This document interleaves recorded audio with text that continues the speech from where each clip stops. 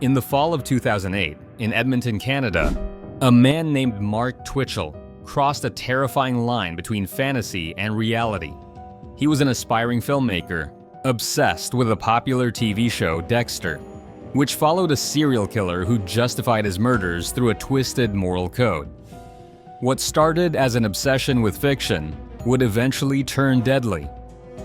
Twitchell didn't just watch Dexter, he set out to live it. But what happens when a fantasy becomes a horrifying reality? This is the chilling story of Mark Twitchell, the Dexter Killer. Twitchell's descent into darkness began innocently enough with online dating.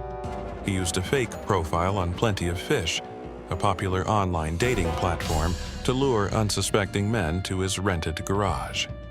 His profile, under the alias Sheena, was designed to appear as a woman seeking a casual date.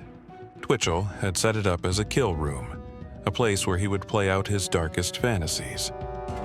This wasn't a spur-of-the-moment crime, it was meticulously planned. Twitchell had spent months preparing for this moment.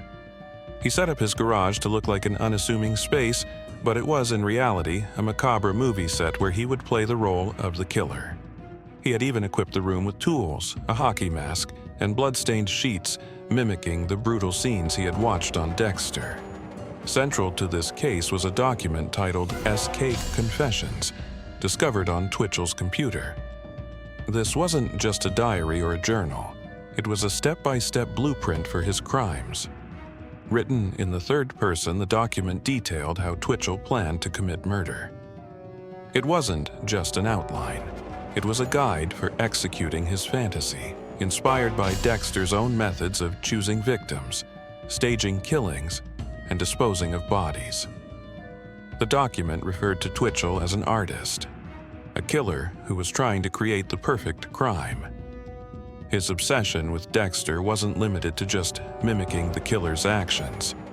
He saw himself as the protagonist of his own dark story, someone who could separate emotions from murder and see it as a form of art.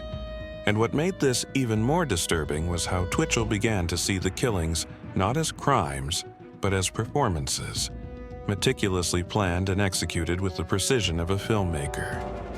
This wasn't just murder, it was a dark, twisted film set in the real world. On October 10, 2008, Johnny Altinger, a 38-year-old man from White Rock, British Columbia, responded to Twitchell's fake online profile. Altinger was a typical online dater looking for a connection. Twitchell promised a casual date, and Altinger agreed to meet at the garage. What happened next was brutal and shocking. Altinger arrived unsuspecting, but once he entered the garage, Twitchell ambushed him. The two struggled, and Twitchell, armed with a metal pipe, attacked Altinger, leaving him no chance for escape. Twitchell then proceeded to stab him, before going further into the grisly task of dismemberment. It was a calculated, cold-blooded act, mirroring the murders carried out by Dexter, except this time, the killer was real. Twitchell's attempts to dispose of the body were meticulous. He tried to burn the remains, but when that failed, he dismembered Altinger's body and dumped it in a nearby storm sewer to cover his tracks. It was a chilling attempt to throw off any suspicion, but it was too late. The investigation into Johnny Altinger's disappearance was already underway.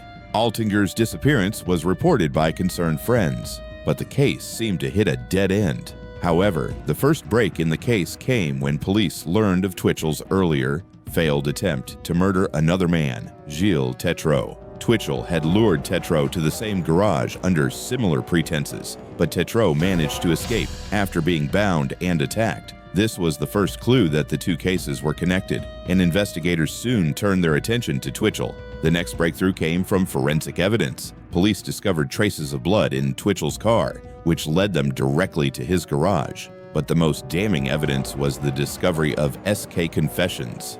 The document laid out Twitchell's plans in horrific detail and provided the key to understanding his motivations. His obsession with Dexter was not just a passing fancy, it was the blueprint for his crimes. Mark Twitchell's case is a chilling reminder of the dark power of fiction and the dangers of losing touch with reality. His obsession with Dexter didn't just inspire him to kill. He didn't see himself as a criminal. He saw himself as a character, playing a role in a story. But in the real world, the consequences of his fantasy were horrifying and irreversible. Twitchell's story raises unsettling questions about the impact of media on the human psyche. Can someone become so immersed in a fictional world that they lose the ability to distinguish it from reality? What does this case tell us about the dangers of unchecked obsession? Let us know your thoughts in the comments below. What are your views on the connection between fiction and real-life crime? And don't forget to subscribe to Crime Facts for more gripping true crime stories that blur the line between reality and fiction.